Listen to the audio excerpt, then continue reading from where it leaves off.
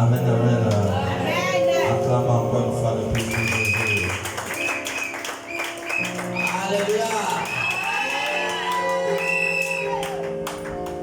Pourquoi ton amen est froid comme ça là? Alléluia. Amen, amen. Non, je ne te sens pas. Allons un peu élever les dimensions un peu bas. Élever les dimensions. On va un peu voir quelqu'un qui danse bien pour le Seigneur en ce premier dimanche de l'année. Élever les dimensions. On y va. Mon Dieu à moi, élevé les dimensions. Mon Dieu à moi, il a élevé les dimensions. Mon Dieu à moi, il a élevé les dimensions. Il a élevé les dimensions. Il a élevé les dimensions. Mon Dieu à moi,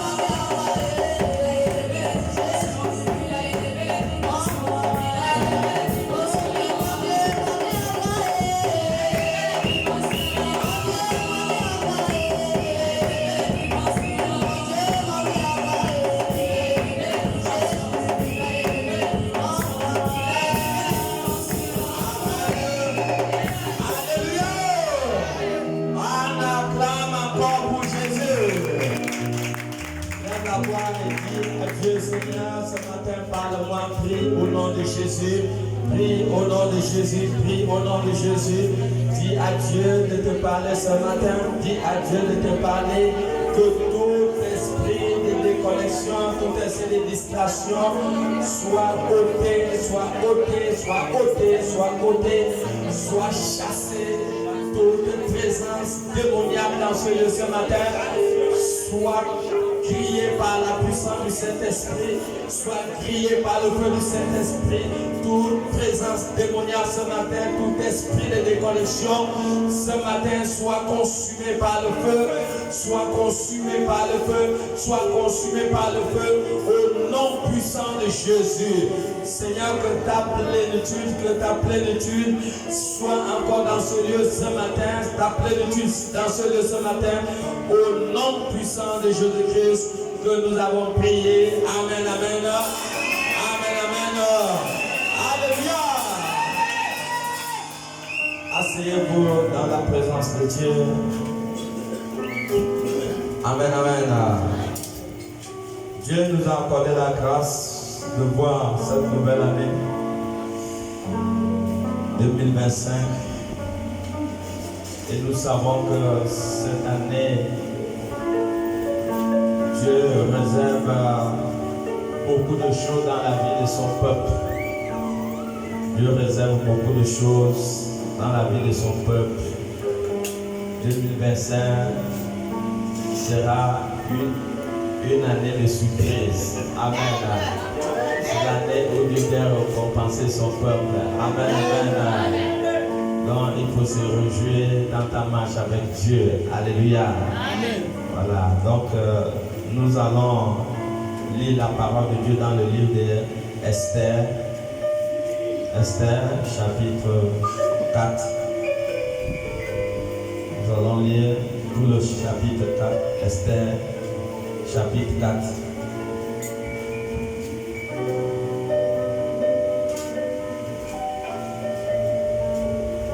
On y va à partir du premier verset. Oui. Lisons la parole de Dieu dans Esther chapitre 4 à partir du verset 10. Mardochée, ayant appris tout ce qui se passait, déchira ses vêtements, s'enveloppa d'un sac et se couvrit de sang. Puis il alla au milieu de la ville en poussant avec force des cris amers, et se rendit jusqu'à la porte du roi, dont l'entrée était interdite à toute personne revêtue d'un sac. Dans chaque province, partout où arrivait l'ordre du roi et s'en dit, il y eut une grande désolation parmi les Juifs. Ils jeûnaient, pleuraient et se lamentaient, et beaucoup se couchaient sur le sac et la cendre. Les servantes d'Esther et ses élus vinrent lui annoncer cela, et la reine fut très effrayée. Elle envoya des vêtements à Mardochée pour le couvrir de lui faire ôter son sac, mais il ne les accepta pas. Alors Esther appela Hatach, l'un des eunuques que le roi avait placé auprès d'elle. Et elle les chargea d'aller demander à Mardochée ce qui c'était et d'où cela venait. Hatach se rendit vers Mardochée sur la place de la ville, devant la porte du roi. Et Mardochée lui raconta tout ce qui était arrivé, et lui indiqua la somme d'argent qu'Aman avait promis de livrer au trésor du roi en retour du massacre des Juifs. Il lui donna aussi une copie de l'édit publié dans Suse, en vue de leur destruction, afin qu'il le montrât à Esther et lui fit tout connaître. Et il ordonna qu'Esther se rendît chez le roi pour lui demander grâce et implorer en faveur de son feu. Hatach fit rapporter à Esther les paroles de Mardochée. Esther chargea Hatach d'aller dire à Mardochée: tous les serviteurs du roi et le peuple des provinces du roi savent qu'il existe une loi portant peine de mort contre quiconque, homme ou femme, entre chez le roi dans la cour intérieure sans avoir été appelé. Celui-là seul a la vie sauve, à qui le roi tend le sceptre d'or. Et moi je n'ai point été appelé auprès du roi depuis 30 jours. Lorsque les paroles d'Esther eurent été apportées à Mardochée, Mardochée fit répondre à Esther: ne t'imagine pas que tu t'échapperas seul d'entre nous tous les Juifs, parce que tu es dans la maison du roi. Car si tu te tais maintenant, le secours et la délivrance surgiront d'autre part pour les Juifs. Et toi et la maison de ton père vous périrez. Et qui sait si ce n'est pas pour un temps comme celui-ci que tu es parvenu à la royauté? Esther envoya dire à Mardochée: va, rassemble tous les Juifs qui se trouvent à Suse, et jeûnez pour moi, sans manger ni boire pendant 3 jours, ni la nuit ni le jour. Moi aussi, je jeûnerai de même avec mes servants. Puis j'entrerai chez le roi, malgré la loi, et si je dois périr, je périrai. Mardochée s'en alla et fit tout ce qu'Esther lui avait ordonné. Amen. Nous lisons mon deuxième passage dans le livre d'Ézéchiel. Ézéchiel chapitre 37, 1 à 10. Lisons la parole de Dieu dans Ézéchiel chapitre 37, du verset 1 à 10. La main de l'Éternel fut sur moi, et l'Éternel me transporta en esprit et me déposa dans le milieu d'une vallée remplie de semences. Il me fit passer auprès d'eux, tout autour, et voici, ils étaient fort nombreux à la surface de la vallée, et ils étaient complètement secs. Il me dit: fils de l'homme, ces eaux pourront-ils revivre? Je répondis: Seigneur éternel, tu le sais. Il me dit: prophétise sur ces eaux, et dis-leur, ô semences desséchées, écoutez la parole de l'Éternel. Ainsi parle le Seigneur, l'Éternel, à ces eaux. Voici, je vais faire entrer en vous un esprit, et vous vivrez. Je vous donnerai des nerfs, je ferai croître sur vous de la chair. Je vous couvrirai de peau. Je mettrai en vous un esprit, et vous vivrez. Et vous saurez que je suis l'Éternel. Je prophétisais selon l'ordre que j'avais reçu. Et comme je prophétisais, il y eut un bruit. Et voici, il se fit un mouvement, et les eaux s'approchèrent les uns des autres. Je regardais, et voici, il leur vint des nerfs, la chair crue, et la peau les couvrit par-dessus. Mais il n'y avait point en eux d'esprit. Il me dit: prophétise et parle à l'esprit. Prophétise, fils de l'homme, et dis à l'esprit: ainsi parle le Seigneur, l'Éternel. Esprit, viens à 4 coins, souffle sur ces morts et qu'ils revivent. Je prophétisais selon l'ordre qu'il m'avait donné, et l'esprit entra en eux, et ils reprirent vie. Et ils se tinrent sur leurs pieds. C'était une armée nombreuse, très nombreuse. Amen. Asseyez-vous. Nous avons pour thème ce matin la dimension de l'esprit. Nous parlons sur la dimension de l'esprit. La Bible nous fait comprendre ce matin que Dieu a amené Ézéchiel en esprit. Dieu l'a transporté en esprit.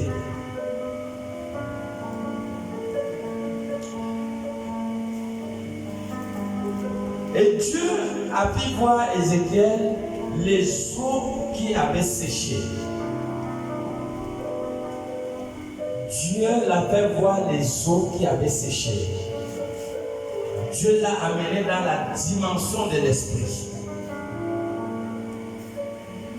Et Dieu lui fait voir ces eaux et Dieu lui pose la question, est-ce que ces eaux vont vivre?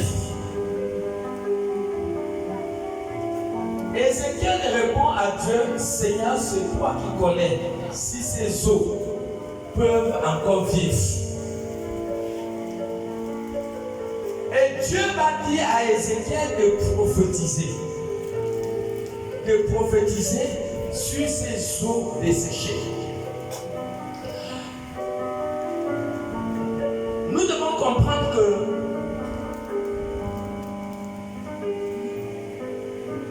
Dieu est d'abord esprit. Dieu est esprit. Et vous ne pouvez pas opérer, vous ne pouvez rien conquérir. Vous ne pouvez pas obtenir des victoires si ce n'est que dans la dimension de l'esprit. C'est la dimension de l'esprit qui te permet d'avoir des victoires dans le plan physique. Et voilà pourquoi Dieu va devoir amener d'abord Ézéchiel dans la dimension spirituelle. Au fait, tout ce que Dieu est en train de faire, il est en train d'amener une image. Il est en train de parler du peuple d'Israël. Et Dieu amène Ézéchiel d'abord dans la dimension de l'esprit, dans un problème qui devait être résolu dans le plan physique. Et Ézéchiel, c'est Dieu lui-même qui lui confirme que ces eaux peuvent encore prendre vie. Il lui confirme que ces eaux peuvent revivre encore.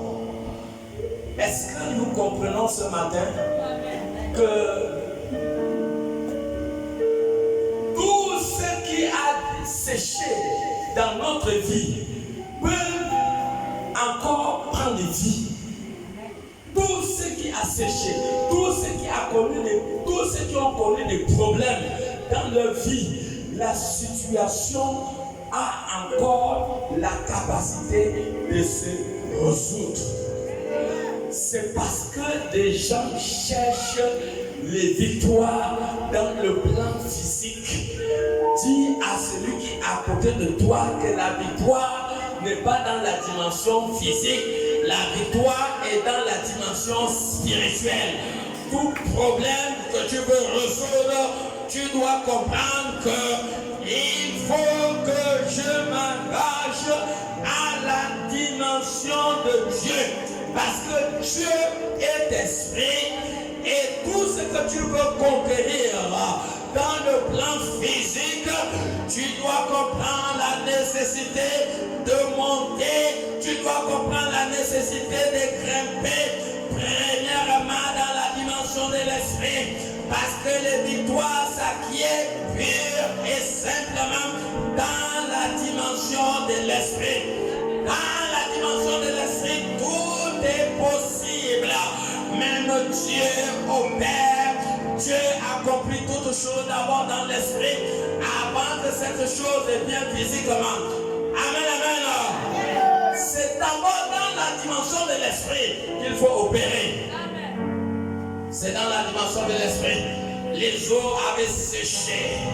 Même Ézéchiel ne savait pas que ces eaux pouvaient vivre. Tu te dis, aïe, c'est fini pour moi. Non, ce n'est pas encore fini pour toi. C'est pas fini pour toi. Dieu n'a même pas encore commencé avec toi. Dieu n'a même pas encore commencé avec toi. Tu dois comprendre qu'il y a une étape très importante que tu dois d'abord chercher. Tu dois d'abord chercher la dimension de l'esprit. Tu dois chercher la dimension de l'esprit pour obtenir la guérison. Les guérisons s'acquièrent dans la dimension de l'esprit. Tu dois entrer en esprit. Et ce c'est dans cette dimension de l'esprit que tu dois obtenir ta guérison. C'est dans la dimension de l'esprit que tu dois obtenir ton examen. Parce que tout est combattu. Tout objectif que tu veux atteindre, tu feras face aux puissances des ténèbres. Tu feras face à l'ennemi. Il n'y a pas de victoire sans guerre. Et la meilleure guerre qu'un chrétien puisse mener n'est pas dans le plan physique. Parce que dans le plan physique, l'ennemi peut t'avoir. Dans le plan physique, il n'y a pas la force. C'est dans la dimension de l'esprit où il y a la force. Et voilà pourquoi Dieu peut dire dans sa parole que ce n'est pas par la force, ce n'est pas par l'épée, mais c'est par quoi? C'est par la puissance du Saint-Esprit. C'est pas la puissance du Saint-Esprit. Tu veux obtenir ton mariage, tu dois comprendre que le mariage ne s'acquiert pas comme ça, parce que la chose la plus combattue au milieu des enfants de Dieu, c'est le mariage. Et voilà pourquoi vous pouvez voir certaines personnes arriver à un certain âge et sans qu'ils puissent se positionner dans la dimension du mariage. Mais je te dis que l'année 2025 est ton année. Est-ce que quelqu'un peut te connecter à l'esprit pour dire un grand amen? 2025 est ton année. C'est l'année où Dieu doit accomplir quelque chose dans ta vie. Dieu a dit Ézéchiel, Dieu savait que ses eaux pouvaient sécher. Plutôt Dieu savait que ces eaux qui avaient séché pouvaient revivre. Il le savait. Même Dieu sait que cette histoire, que ce problème que tu traverses, tu es désespéré. Tu te dis non, rien ne peut rien. Il n'y a plus rien.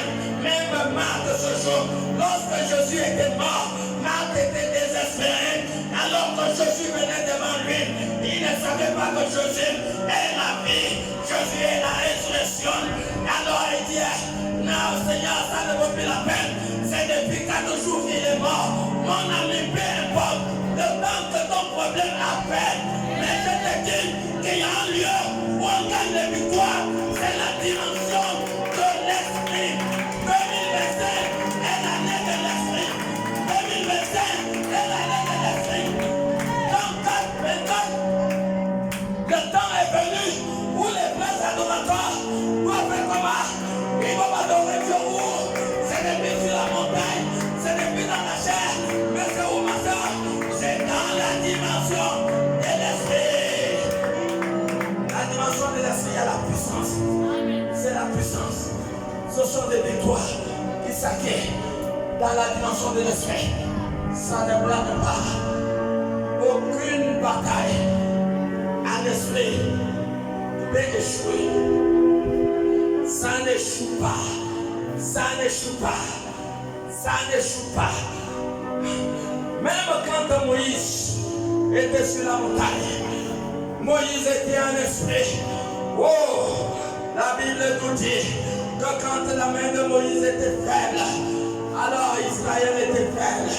Alors Moïse était dans la dimension de l'esprit. Oh, la dimension de l'esprit de Moïse dépendait d'une victoire physique. Est-ce que quelqu'un comprend quelque chose ce matin? Je sais que tu as assez souffert, mais mon ami, il y a assez d'onction dans ce lieu pour mettre fin à ta souffrance, à ta douleur. Si c'est toi, confirme le ciel par un grand amen.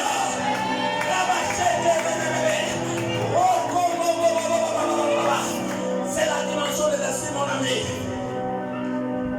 Des impossibilités se résolvent dans la dimension de l'esprit. Ce qui est impossible au physique est possible à l'esprit. Ce qui est impossible au physique est possible à l'esprit. Alors tu ne dois pas te décourager. Ton heure est arrivée.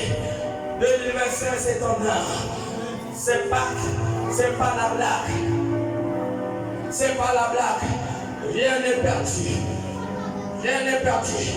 Pour Ézéchiel, il n'avait jamais imaginé que les eaux pouvaient reprendre vie. Oui, il n'y a pas quelqu'un ici qui qui n'a pas souffert.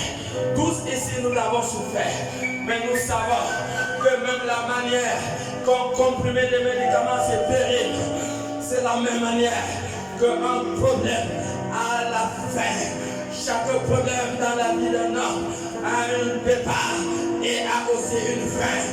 Mais en cette année 2025, je ne pense pas, je ne crois pas que tu as souffert, que tu as été humilié.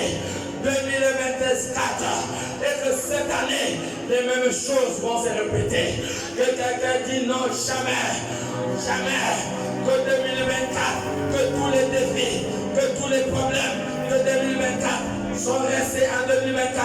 2025 est une année nouvelle, avec des choses nouvelles que Dieu va faire avec toi. Tu ne dois plus désespérer.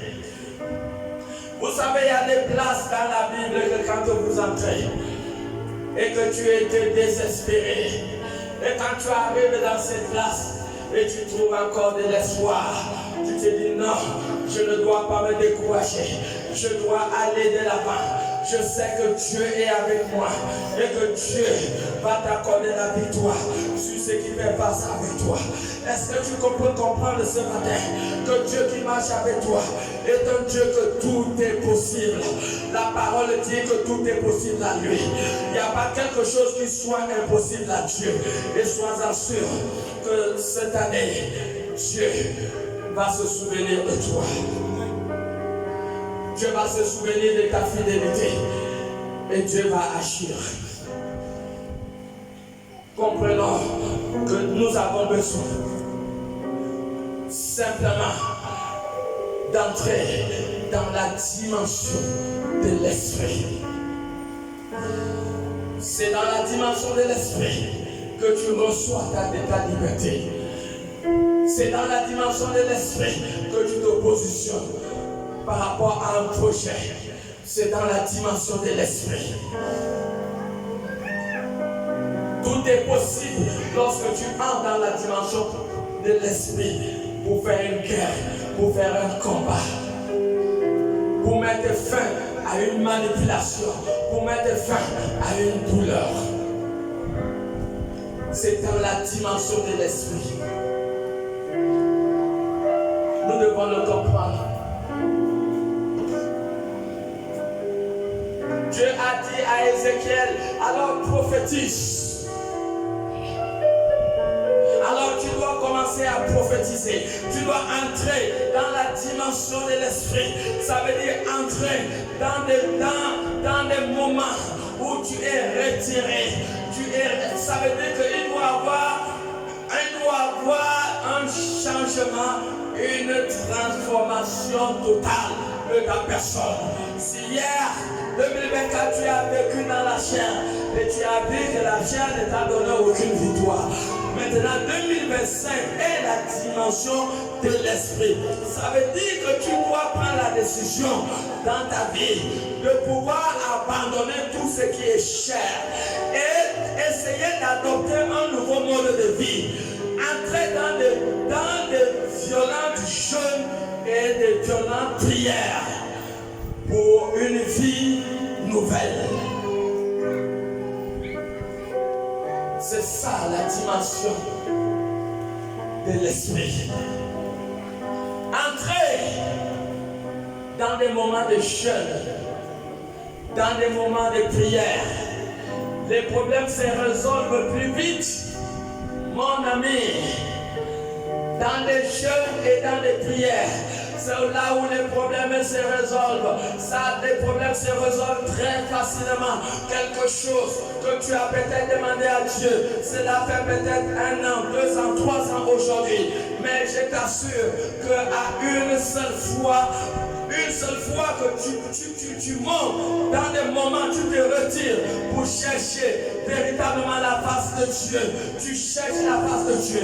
Tu as vu que ce que tu as cherché en 4 ans, Dieu peut te le donner en 1 mois. En 1 mois seulement, Dieu te donne ce que tu as tellement cherché depuis des années.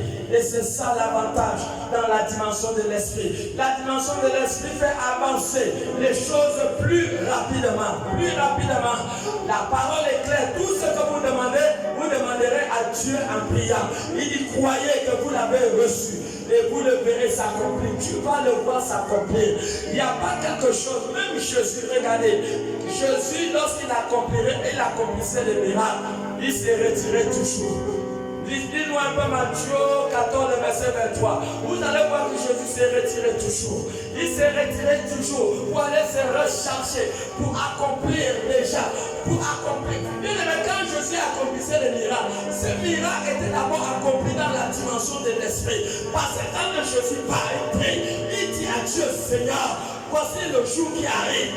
Lorsque ces gens qui vont venir malades, au nom de Jésus, je déclare leur guérison. Et voilà pourquoi quand Jésus était en plein mouvement, quand il posait seulement les mains aux malades, les gens étaient guéris. Pourquoi? Parce que cette guérison était préparée dans un esprit. C'était préparé dans la dimension spirituelle. Si aujourd'hui, tu prends la décision de changer ta manière de marcher, de changer ton niveau de marche avec Dieu, et comprendre que cette année 2025, je dois véritablement chercher Dieu en esprit et en vérité. Je dois mettre fin à cette situation qui fait face à moi. Tu quelque part, tu as essayé avec des petites prières du jour, des petites prières du jour, ça n'a pas marché. Non, c'est dans la dimension de l'esprit. Israël ne pouvait pas obtenir la victoire avec Amalek tant que cette victoire n'était pas acquise dans le plan spirituel. Et pour qu'Israël puisse avoir la victoire,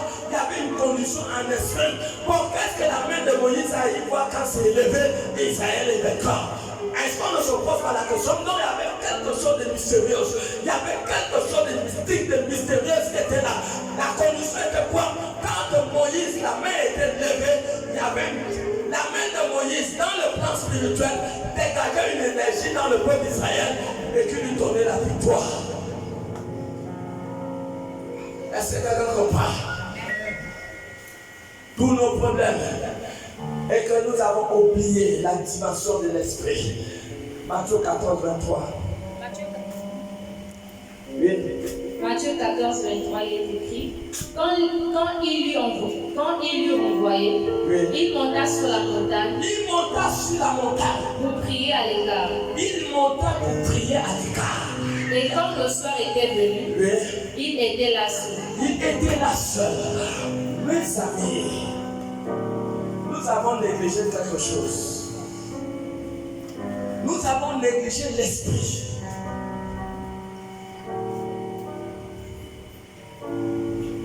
Même avant que Jérémie soit, Jérémie a d'abord existé en esprit. Parce que Jérémie 1,5, Dieu dit que avant que tu sois, je t'avais connu. Est-ce que nous voyons? Avant que Jérémie soit, Jérémie, Dieu l'a connu. Donc dis-moi un peu le problème qui peut faire face à ta personne. Aujourd'hui, si tu comprends qu'il faut que je me retire, il faut que je me retire, ta vie doit changer. Notre vie doit changer. 2024 a été une année de distraction. Qui ici qui n'a pas un avenir? Qui ici n'a pas un projet? Qui ici n'a pas une douleur?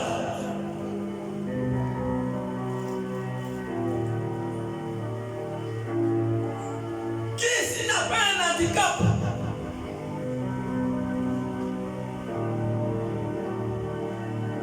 Il y a un espoir à ceux qui font face à ta personne. Il y a un espoir.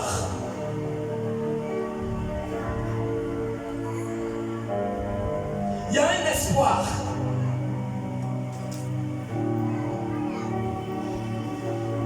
Ne dis pas que pour toi c'est fini.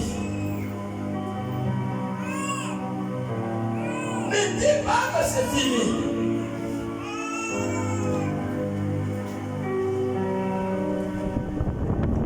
Combien d'heures de temps nous perdons en longueur de journée? Nous sommes des personnes sans défi.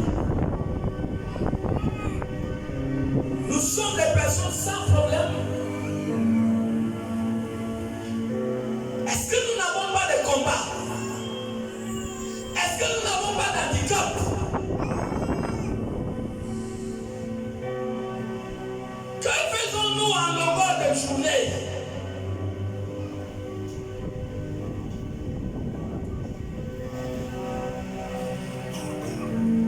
Voilà pourquoi il fallait que Dieu, pour un problème qui faisait face à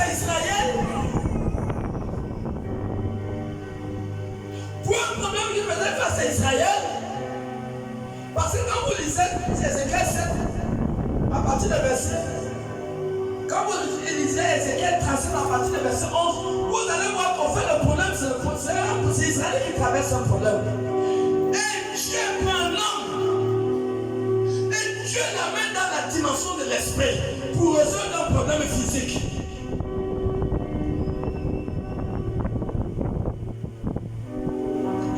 Mes amis, à un certain moment, il faut dire hacher, ça détacher. À un moment, il faut dire hacher, ça détacher. À un moment, il faut entrer dans le jeûne avec agressivité. Tu entres dans le jeûne avec un mental pour agresser ce qui t'a infligé la souffrance dans ta vie. Oui, ce n'est pas un vrai temps. 2024, est-ce que tu as même fait un jeûne à 3 jours? Combien de temps tu as cherché la face de Dieu? Ézéchiel, le même Ézéchiel, dans Ézéchiel, je crois 36, il était menacé par Sanchérib. Le roi, je crois, c'est pas syrien. Ézéchiel était menacé par Sanchérib. Et qu'est-ce qui va se passer? Le roi Sanchérib va envoyer une lettre insultante. Une lettre insultante à Ézéchiel. Elle dit Ézéchiel, oh, tu penses quoi? Vous devez vous soumettre à moi. Sinon, je vais venir vous détruire.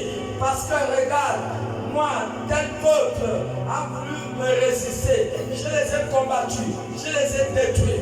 Est-ce que leur Dieu ne m'a pas empêché de leur détruire? Voilà, j'ai encore combattu contre tel peuple. Leur Dieu ne m'a pas empêché de les détruire. Est-ce que toi, tu penses que l'Éternel va t'empêcher que moi je puisse te détruire?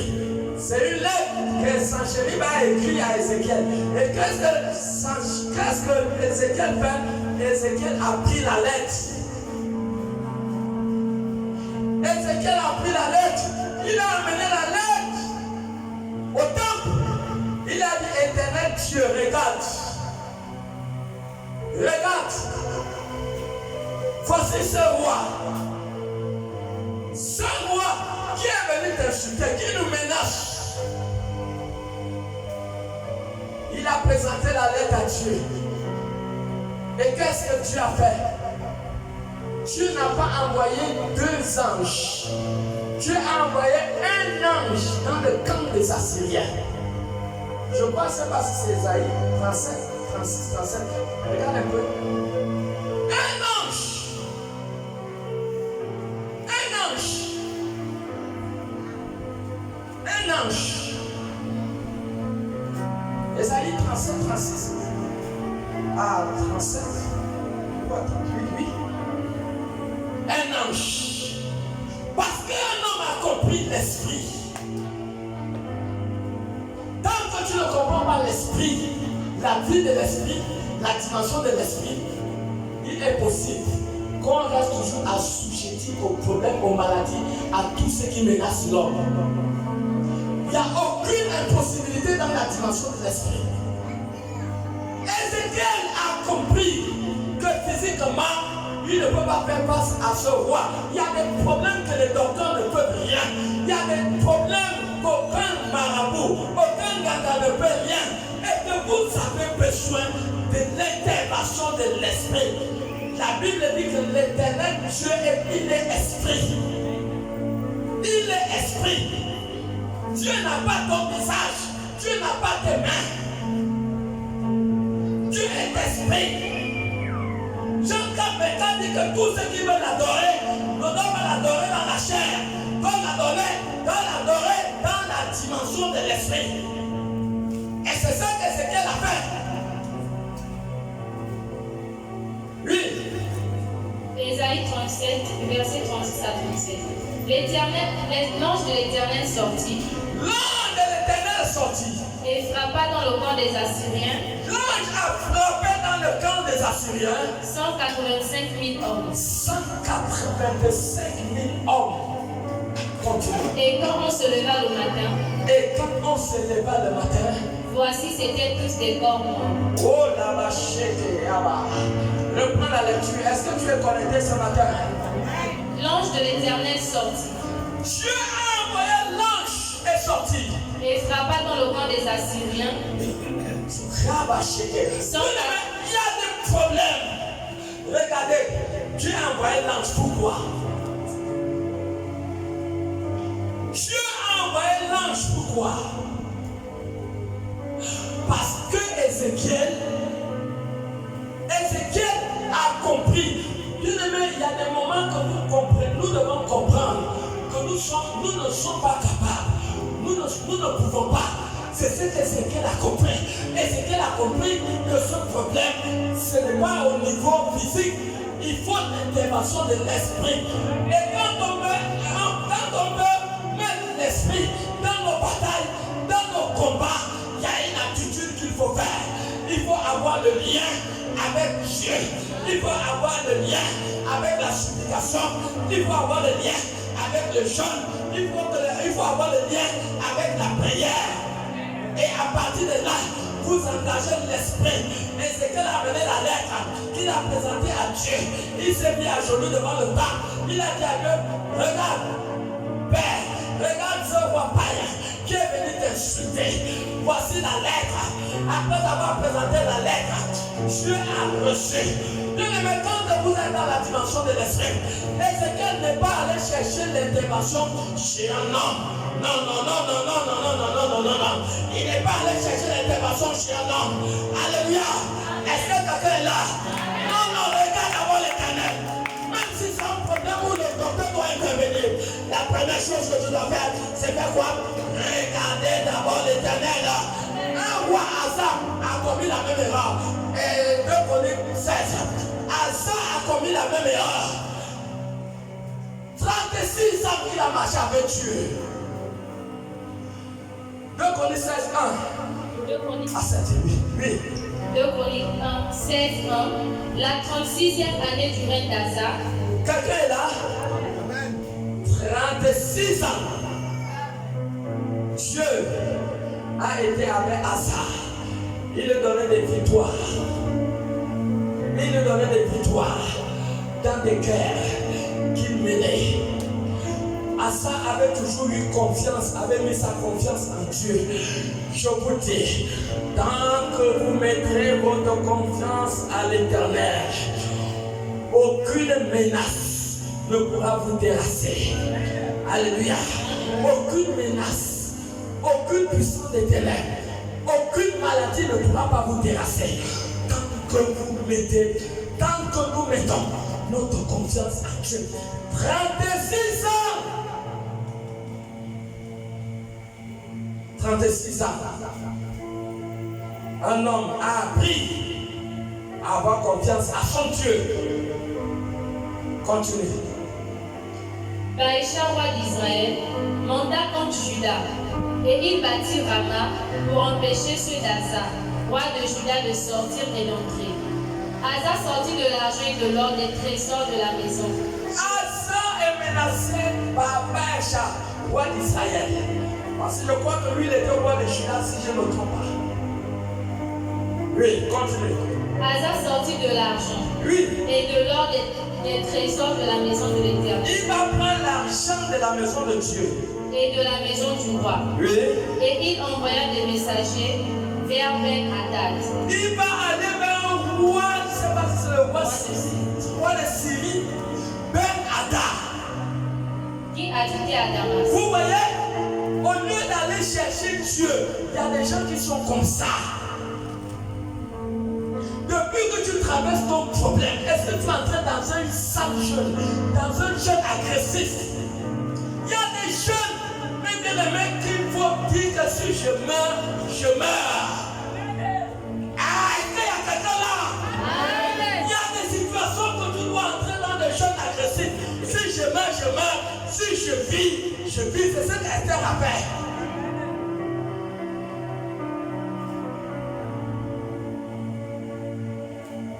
Il a cessé de mettre sa confiance à Dieu. Il cherche des victoires par l'intervention des hommes. Toute difficulté, toute menace, même si cela demande l'intervention d'un docteur, agresser d'abord le problème dans le plan, dans la dimension de l'esprit. Monter dans l'esprit. Monter dans l'esprit, ça veut dire que tu vas chercher la force pour détruire ce blocage qui fait face à ta vie. Tu montes, bien-aimé, la prière, ça marche ou non? Ça marche. Ça marche, même si vous priez, vous voyez, les choses vont semblant comme si ça ne marchait pas.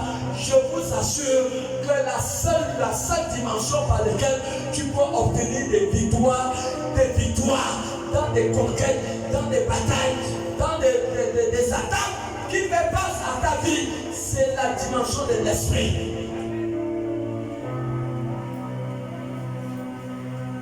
C'est la dimension de l'esprit. Est-ce que nous voyons dans tout problème, cherche à mettre l'esprit, cherche à intégrer l'esprit, ne néglige pas. Ne te limite pas aux simples prières.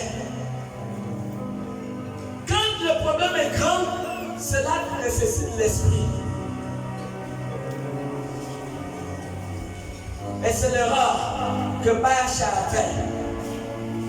Et plutôt l'erreur que Asa a fait. Il est parti chercher le secours au roi de Syrie. Au lieu de chercher le secours à l'Éternel. Continuez la lecture. Au lieu de chercher le secours à Dieu, il est parti chercher le secours chez un homme. Il lui fit dire, il y a une alliance entre moi et toi. Il va chercher une alliance avec les hommes. Comme il y en a eu une autre, comme il y en a une entre mon père et ton père. Voici, je t'envoie de l'argent et de l'or. Va, rends ton alliance avec Baasha, roi d'Israël, afin qu'il s'éloigne de moi. Voilà. Ben Hadad écouta le roi Asa. Oui. Il envoya les chefs de son armée contre les villes d'Israël. Oui. Et ils frappèrent Ijon, Dan, Abel-Maïm et tous les magasins de la ville de Nephtali. Voilà. Et Asa, il était content. Comme il a amené un roi puissant et qui est venu détruire certains trucs que Baasha avait conçus pour empêcher cet Asa d'entrer et de sortir. Asa était content. Mais quelle était la volonté de Dieu? Verset 9 à 10. Verset 9.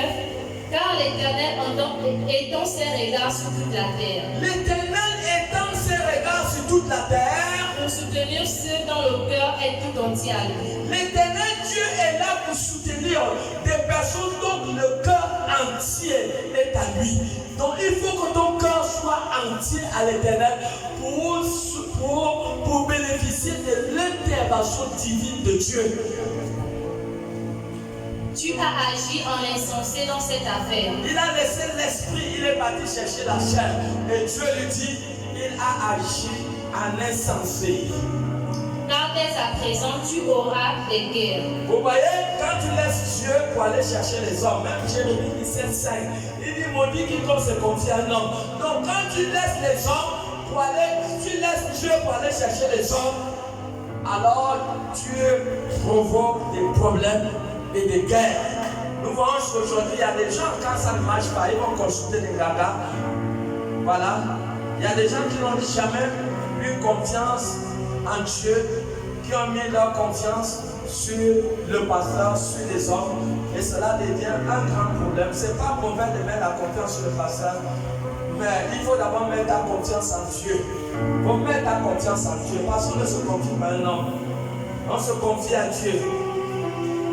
Même quand un pasteur t'impose la main, c'est la puissance de Dieu qui descend pour te guérir. Non, toute ton attention doit être focalisée sur Dieu.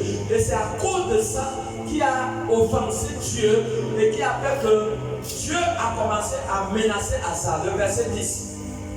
Asa fut irrité contre le voyant. Asa, il s'est fâché contre le prophète qui est venu lui prophétiser.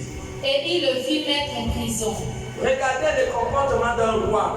Dieu envoie un prophète vers toi et toi tu l'attrapes, tu le mets en prison.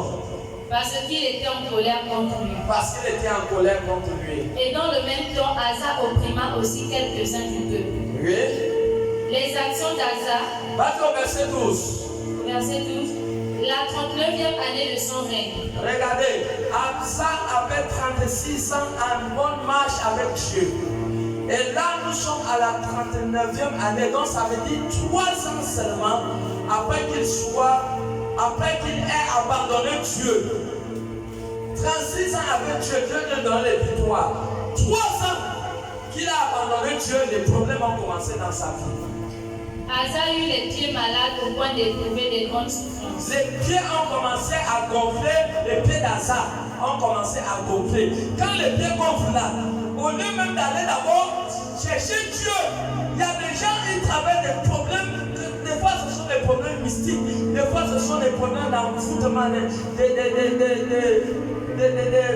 choses peut-être inexplicables qui nécessitent vraiment la face de Dieu. Mais beaucoup ne le font pas. Asa, il voit que les pieds gonflent. Déjà, il a déjà offensé Dieu en allant chez le roi Ben-Hadad de Syrie. Il est malade. Au lieu qu'il va consulter Dieu, non, il a pris ses pieds directement à l'hôpital. Peu importe l'intensité de la maladie qui fait face à toi, tu dois d'abord confier cette maladie à Dieu. Peu importe. Et c'est le reproche que Dieu va lui faire. Continue. Même pendant sa maladie, il ne cherchait pas l'Éternel. Il n'a pas cherché Dieu. Mais il consulta les médecins. Il est seulement allé à l'hôpital. Asa se coucha avec ses pères. Et après là, Asa est mort. Et il mourut la 41e année de son règne. Il est mort 41 ans. 36 à 41 ans, ça fait combien d'années? Ça fait 5 ans. Vous voyez, il a vécu encore 5 ans. Et il est mort. Pourquoi? Parce qu'il a abandonné de chercher et de marcher avec Dieu. Vous voyez? 36 ans avec Dieu. Dieu était lui avec lui. Dieu lui donnait des victoires. Mais 53 ans qu'il a abandonné Dieu, les problèmes ont commencé. La 4e année, il est tombé malade. Les pieds ont commencé à gonfler.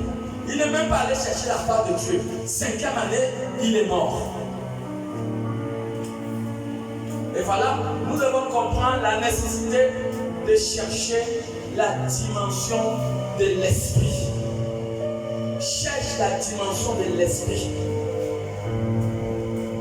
Les problèmes se résolvent dans la dimension de l'esprit.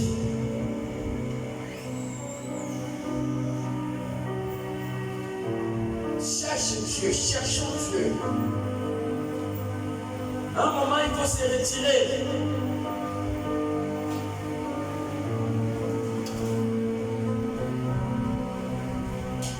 Dieu a utilisé un homme pour résoudre un problème en Israël. Dieu a dit à Ézéchiel, prophétise. Alors tout ce que tu as besoin en cette nouvelle année 2025, Tu dois commencer à être un prophète de tout problème qui fait face à ta vie. Tu dois être un prophète de tout problème qui fait face à ta famille et à ta société. Tu dois commencer à prophétiser. Tout ce que le problème attend, le problème attend la parole de l'Éternel qui sortira de ta bouche. Tu dois prophétiser, entrer dans des jeûnes, entrer dans des prières et commencer à prophétiser. Prophétise. Si c'est le travail, si le diable t'a humilié en t'infligeant le chômage, je t'assure que 2025, à travers l'esprit de cette parole, doit être l'année où tu dois travailler. Amen. Ça doit être l'année où tu dois travailler. Amen. 2025. Entre dans l'esprit. Prophétise. Ne crois-tu pas à cet instant que tu seras? Ne considères-tu pas le jeûne que tu feras ce jour? Ne considères pas-tu ces paroles qui sortiront de ta bouche pendant ce moment d'esprit? Ne croiras-tu pas aux paroles qui seront déclarées, aux paroles qui seront prophétisées concernant ta vie, concernant quelqu'un dans ta maison, concernant une situation, concernant une maladie, concernant un autre problème? Ne crois-tu pas à cette parole qui sortira de ta bouche? Quand Ézéchiel a commencé à prophétiser, il a prophétisé avec foi, il croyait, parce que dans le début, il ne pensait pas. Mais dès que Dieu l'a donné de l'autorisation, Dieu l'a dit prophétise. À partir du moment que Dieu l'a dit prophétise, Ézéchiel avait l'assurance que ces jours vont revivre. Je ne sais pas ce qui a pris la place des jours dans ta vie, mais ce matin, en esprit, je te déclare que ce problème qui était mort va reprendre vie dès ce janvier 2025. Est-ce qu'il y a quelqu'un dans ce lieu pour dire amen? Ça va prendre vie. Tu dois te lever et tu dois entrer dans des salles jeûnes et des prières. Retirer le bruit des enfants. Oh! Au moins que tu n'as pas subi, au moins que tu n'es pas face à un défi, au moins que tu ne sois pas malade, au moins que tu ne sois pas dans les besoins de quelque chose, tu peux mener ta vie avec les mêmes défis. Mais moi je sais que 2025, c'est une année qui doit marquer la différence dans ta vie. Moi je le crois. Si tu es fatigué des échecs de 2024, 2025 doit être la dimension de l'esprit. Est-ce que les gens peuvent chanter dans le cantique et dire la dimension de l'esprit? Alléluia! Est-ce qu'il y a un peuple dans ce lieu? Acclamons pour les chanteurs. Acclamons pour les chanteurs. Ils vont nous chanter la dimension de l'esprit.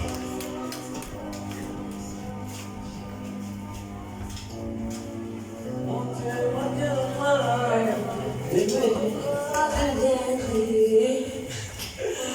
on y va. Chantez. Je veux une autre dimension de toi. Que ta présence en moi devienne réelle. Que ta présence en moi devienne réelle. Je veux une autre dimension de toi.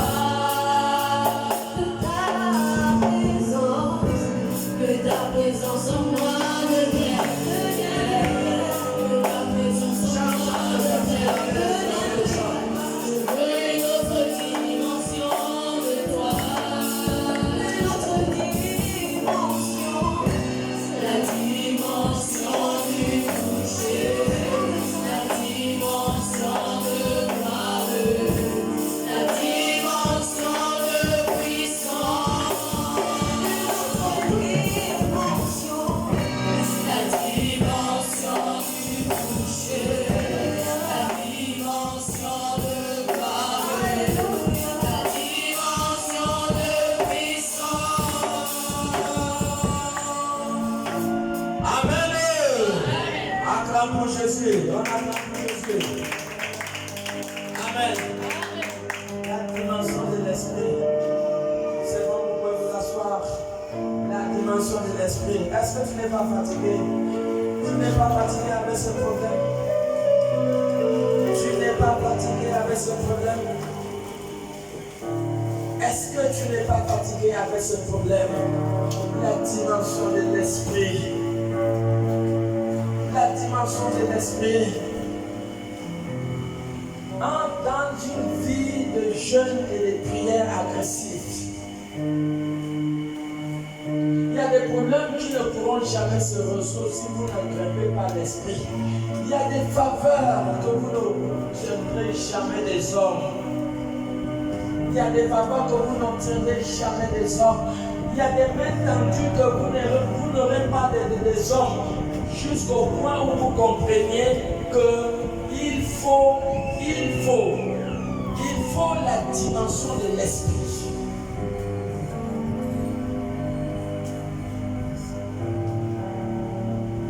La dimension de l'esprit va nous faire avancer plus. La dimension de l'esprit fait avancer une vie, ça fait avancer un ministère. L'esprit viendra toujours faire la différence. La chair nous humilie. La chair va t'humilier. Ça va te ridiculiser. Cherche la dimension de l'esprit. C'est ce que Esther a fait.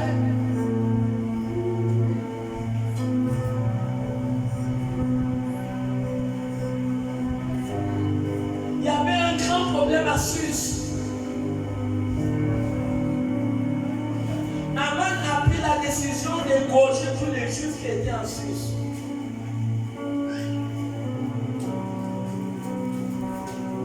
Le problème était terrible.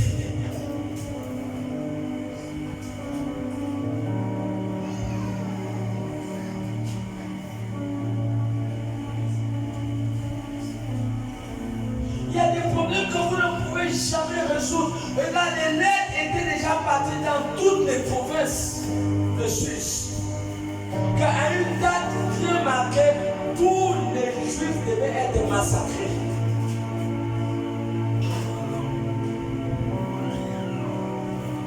Et dites-moi, qui pouvait renverser cette tendance?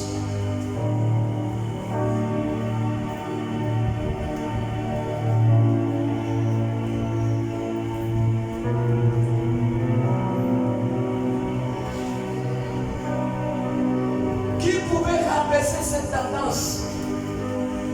Relis-nous Esther 4. Aman avait déjà tout conspiré. Bien aimé, il y a des situations que vous ne connaissez pas d'où vient la source du problème. Mais la source du problème est toujours des choses mystiques. Des choses où c'est le diable qui est derrière cela. Comment il voulait tuer tout un peuple? C'est comme l'ennemi peut prendre la décision qui va endayer la famille. Mais comment arrêter le deuil? Comment arrêter un plan de mortalité qui est déjà établi dans le plan mystique? C'est possible. Des personnes qui ont été mises dans l'agenda des sorciers comme étant des prochaines viandes, des prochaines victimes. C'est possible que la tendance soit renversée. C'est possible pour annuler le décret. C'est possible. C'est possible. Il y a une possibilité d'annuler le décret de la mort de quelqu'un dans la famille, dans la société. C'est possible.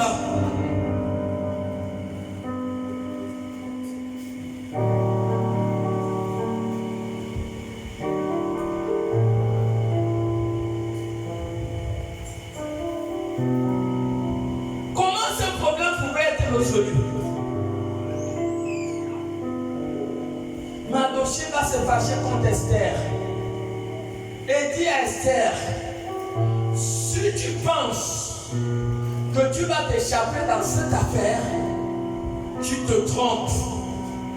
Au fait, Esther n'imaginait pas Elle n'imaginait pas la gravité de la chose. Le roi avait déjà mis son tampon. Et les lettres étaient déjà parties dans toutes les provinces de Sus. Car à une date bien marquée, on devait tuer tous les Juifs qui se trouvaient en Sus. Mardochée était dans un sac à la cour royale. Avec le sac, mais où sont les chrétiens aujourd'hui qui mettent le sac pour chercher à résoudre les problèmes durs, les problèmes difficiles, pour renverser la tendance des méchants, renverser le programme que les méchants ont déjà établi dans la famille, renverser le programme que les sorciers ont déjà imposé dans ta vie. Où sont les chrétiens aujourd'hui qui mettent des sacs comme Mardochée? Ils sont où ces chrétiens aujourd'hui? Où sont les chrétiens d'aujourd'hui qui cherchent véritablement la face de Dieu, qui comprennent l'intensité de la dangerosité du problème, qui fait face à la famille et qui comprennent que là, à notre niveau, nous ne pouvons pas. Il faut que nous entrons dans la dimension de l'esprit. Ils sont où? Nous savons que les chrétiens, ils sont forts pour contribuer, pour acheter des séquelles. Ils sont forts pour contribuer, pour assister au deuil. Ils sont forts quand la personne est déjà morte. Mais quand la personne est souffrante, la personne est menacée, il faut l'intervention divine. Il faut des hommes et des femmes qui plaident en faveur de cette personne. On ne croit personne. Mardochée pouvait dire que ça ne lui regarde pas. Quand Mardochée met le sac, il met le sac en faveur de tout le peuple.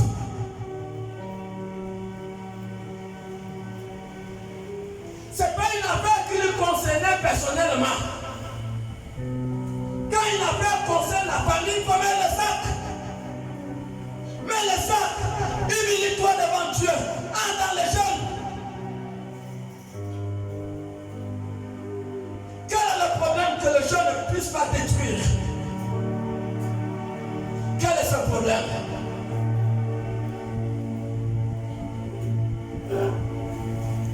Si Mardochée négligeait, le pire devait arriver. Vous savez combien de personnes ont été tuées? Parce que quand Dieu va renverser la tendance, le roi va dire à Esther que non, vous devez vous défendre. Et Dieu a donné la force à tout le peuple juif qui était en Suisse. Ils se sont battus pour se défendre. Vous savez combien de personnes les Juifs ont tué? Des centaines, plus de 800 personnes.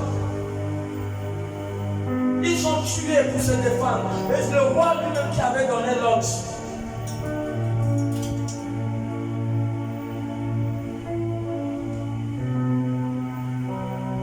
Mardochée a compris.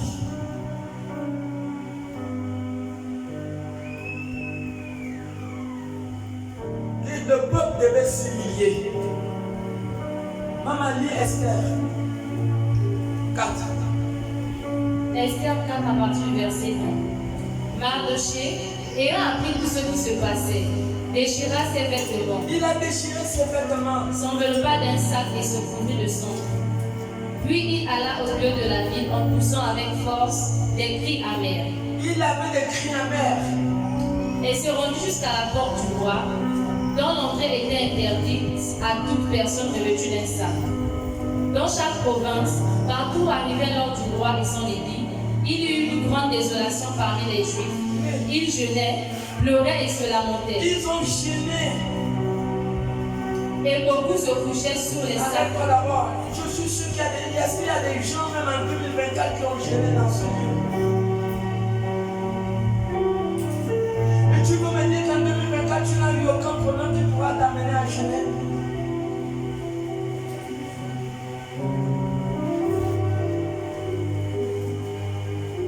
La nourriture a empêché beaucoup de gens de sauver les autres personnes. La nourriture a assujetti beaucoup de personnes. Leur destinée qui était tellement grande et qui a fait face aux forces des ténèbres. Et que la personne ne pouvait que s'en sortir par la force de l'esprit.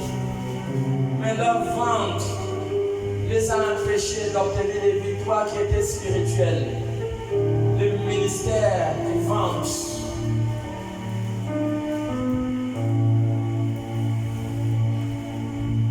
Même Jésus, avant de commencer son ministère, Jésus s'est engagé dans un sale jeûne de 40 jours. Et il pouvait résister au diable. Vous pensez que vous allez résister au diable avec le foufou dans le ventre? Tu ne peux pas résister au diable avec le foufou dans le ventre.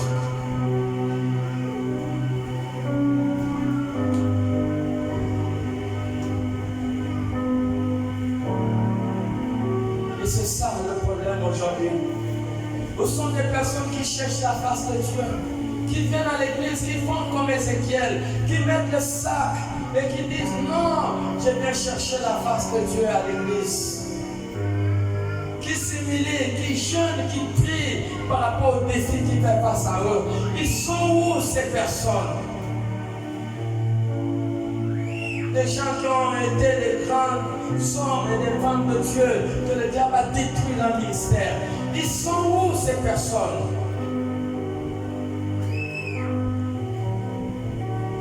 Des gens qui font face aux menaces mortelles dans la famille, mais personne n'ose décréter un jeûne dans la famille. Personne.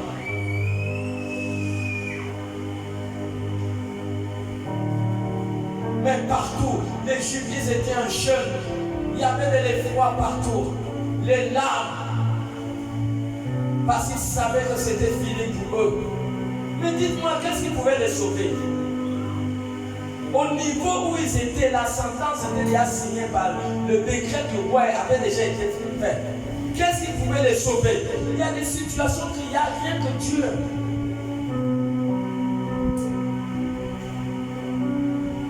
Il n'y a rien que Dieu.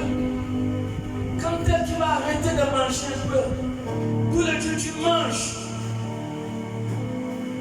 Tu n'étais jamais privé même 7 jours pour dire que je vais gêner un peu.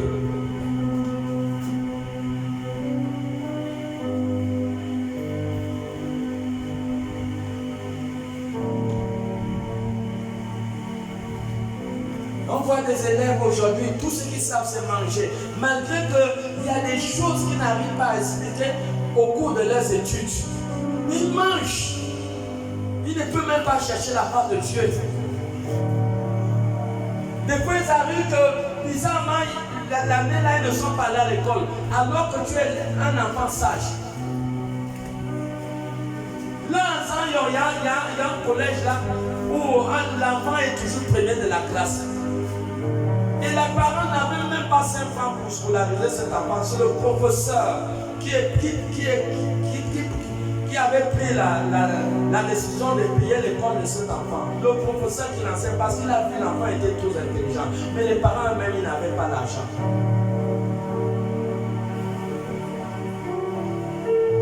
Tout chef est menacé.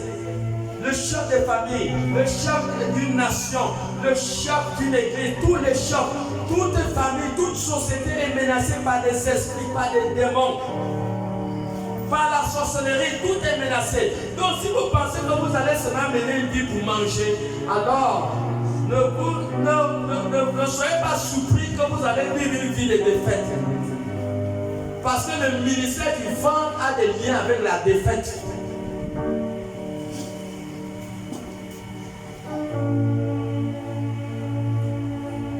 Pourquoi Moïse a jeûné 40 jours?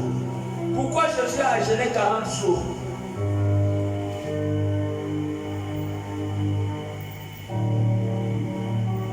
L'église Antioche faisait quoi? Acte 13.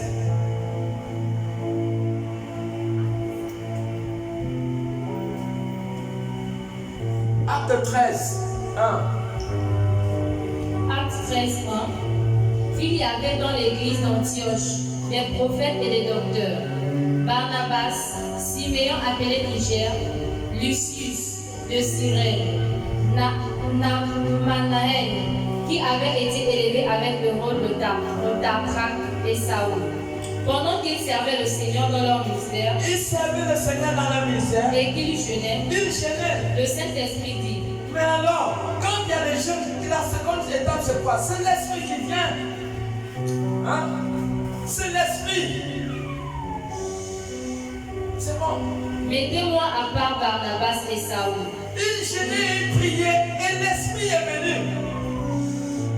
Pour le à la pêche des arbres.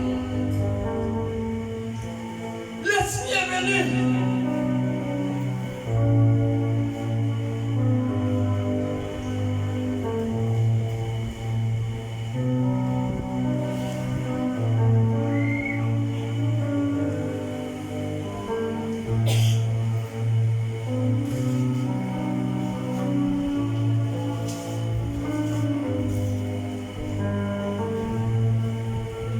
Esther a compris qu'elle devait entrer dans le jeûne à sec.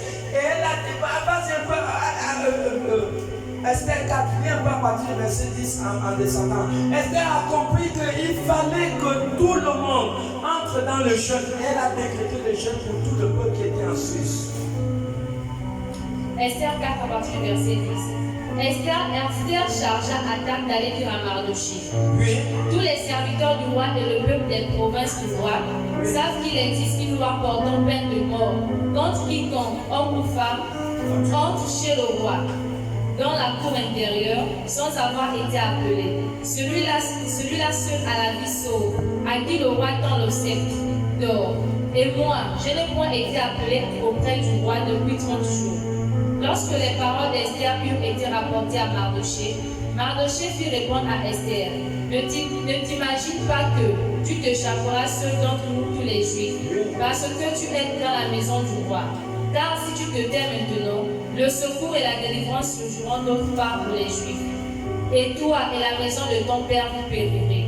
Et qui sait si ce n'est pas pour un temps comme celui-ci que tu es parvenu à la royauté. Esther envoya dire à Mardoché, va, rassemble tous les Juifs qui se trouvent à Suse. Il dit rassemble, donc il y a eu un grand rassemblement. Et jeûner pour moi, Et gênait pour elle. sans manger ni boire pendant 3 jours, Sans manger ni boire, ni la nuit ni le jour. ni le jour ni la nuit. Moi aussi, Elle dit moi aussi, je jeûnerai de même avec mes servantes. je vais gêner de même avec mes servantes. Puis j'entrerai chez le roi malgré la loi. Je vais entrer malgré la loi. Et si je dois périr, je péris. Si je dois mourir, je vais mourir. Mardoché s'en alla et fit tout ce qu'Esther lui avait ordonné. Est-ce que nous voyons? Ils sont entrés dans le jeûne. Regardez les choses. Une fois ils sont entrés dans le jeûne, les choses vont changer. Zeresh, la femme de Aman, dit à Aman, il faut qu'il prenne Mardoché. C'est Zeresh, la femme de Aman, qui dit ça. Ils ont parlé la journée. Mais la puissance du jeûne dans la nuit va amener le roi à être éveillé.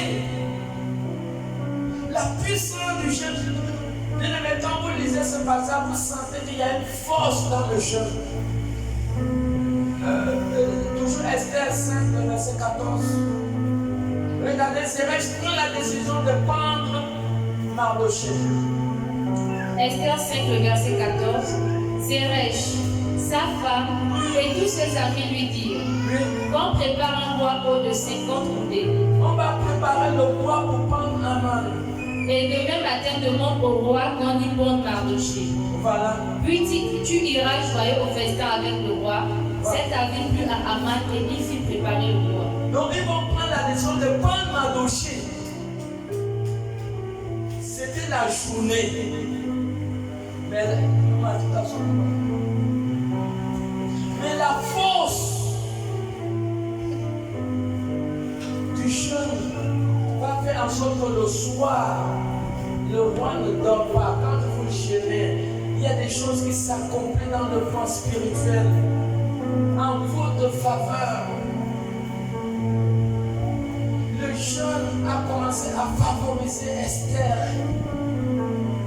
Le chapitre 6, verset 1. Esther 6:1. Cette nuit-là, Vous comprenez, cette nuit, dans sa vie, c'est la journée qu'ils ont conspiré pour pouvoir tuer Mardochée. Est-ce que tu es là ou bien tu es en voyage? Amen. cette nuit-là, Maintenant, nous sommes la nuit. le Donc, tout le peuple est en jeûne. Donc, il y a une énergie forte en faveur. Vous voyez, dans tout le peuple. Tout le peuple. Donc, quand nous unissons pour plaider pour une personne qui est en danger ou bien pour une famille qui est en danger, je vous assure que ça agit. Comment est-ce que le roi va dire à une personne à Esther, demande-moi tout ce que tu veux, même si c'est la moitié de ton royaume. Même si c'est la moitié de mon royaume, il dit je vais te donner. C'est ce que le roi dit à Esther. Il dit cette parole pendant que tout le peuple s'use est en jeûne en faveur d'Esther. Parce qu'elle devait violer une loi. Soit elle devait vivre, soit elle devait mourir. Est-ce que tu es là? Tu as des défis qui font face à toi. Il y a ton avenir qui est là, ta vie est là, le mariage et tout ça, et la maladie est là. Mais attends, il y a une force, il y a une puissance, il y a la dimension de l'esprit. C'est ce que ce peuple est en train. Et Dieu ne les a pas dessus. Continue. le roi ne put pas dormir. Il n'a pas dormi. Et il se fit apporter un livre, le livre des annales, Oui. les chroniques. On les lut devant le roi. Et l'on trouva écrit ce que Mardochée avait révélé au sujet de Bigtan et de Teresh, les deux eunuques du roi, garde de ceux qui avaient voulu porter la main sur le roi d'Assyrus. Le roi dit, quelle marque de distinction et d'honneur Mardochée a-t-il reçu pour cela? Il n'a rien reçu, répondit ceux qui servaient le roi. Alors le roi dit, qui est dans la cour? Aman était venu dans la cour extérieure de la maison du roi pour demander au roi de faire pendre Mardochée au roi qu'il avait préparé pour lui. Regardez, vous voyez la puissance du jeûne. Donc ils ont préparé un roi pour prendre Mardochée. Mais la puissance du jeûne va renverser la tendance. Attends, vous pensez que les gens qu'on a programmés qui vont mourir, vous pensez que même, ce fut quand même les enfants, tout le monde gênait. Hein? Est-ce que c'était la blague? Le gars devait déjà préparer le roi pour tuer Mardochée. Et les choses bizarres vont se passer pendant qu'ils sont en travail spirituel. Oui. Les serviteurs du roi lui répondirent, c'est Aman qui se tient dans la cour, et le roi dit qu'il entre. Aman entra, et le roi lui dit, que faut-il faire pour un homme que le roi veut honorer? Aman se dit en lui-même, quel autre que moi le roi voudrait-il honorer? Et Aman répondit au roi, pour un homme que le roi veut honorer, il faut prendre le vêtement royal, dont le roi se couvre, et le cheval que le roi monte, et sur sa tête duquel se pose une couronne royale. Remettre le vêtement et le cheval à l'un des principaux chefs du roi, puis revêtir l'homme que le roi veut honorer. Le promener à cheval à travers la place de la ville, et crier devant lui. C'est ainsi que l'on fait à l'homme que le roi veut honorer. Ok, arrête-toi là, voici comment la force de la prière a changé les choses. Jusqu'au point, Aman a été tué. Aman a été tué. Qui ici n'est pas lié à la famille africaine? Mais si vous pensez que c'est toutes les familles qui sont mortes, il y a des familles où il y a des sorciers. Ils ne nous veulent pas du bien, ils veulent seulement notre mort. Il y a des familles comme ça, où il y a des sorciers.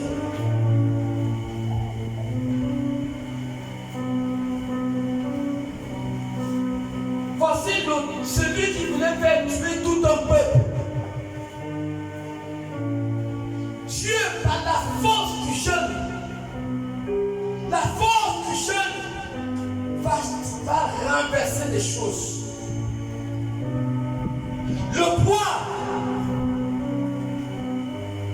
que Aman a préparé pour Mardochée, c'est Aman lui-même que le roi va ordonner qu'on lui pende. Et c'est comme ça qu'Aman est mort mal. Il est mort. C'était le deuxième jour qu'Esther les avait. Le deuxième jour, je ne peux pas le premier, le deuxième jour qu'Esther les avait invités à la fête. Et pendant que tout le peuple en Suisse était en jeûne, leur ennemi premier a été pendu.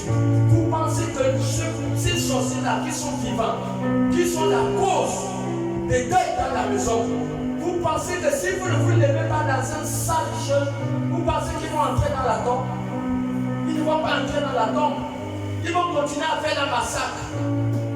À un moment, il faut dire stop toi la mort dans ma maison. Il faut stopper. Toute la famille, même les enfants mangent, personne ne mange. Même les bébés, même les poules. Tout le monde, oui. Un jeune, sale jeune. Parce que quand un phénomène dérange une famille, il faut entrer dans un jeûne agressif. C'est vrai ou c'est faux? Alléluia. Et je déclare que tous les amants qui étaient l'auteur de la mort dans nos familles, au nom de Jésus, qu'ils soient enterrés dans le nom de Jésus. Lève-toi sur tes pieds et commence à écraser tes ennemis sur tes pieds. Mets-toi debout. Mets-toi debout. Tes ennemis, 2025 là, ceux qui sont la cause de la mort dans ta famille, eux tous, ils vont être enterrés. Amen, amen. Alléluia. Est-ce qu'il y a un peuple vivant dans ce lieu? Ça, c'est l'année de la vengeance. Amen, amen. C'est l'année de la vengeance. Amen.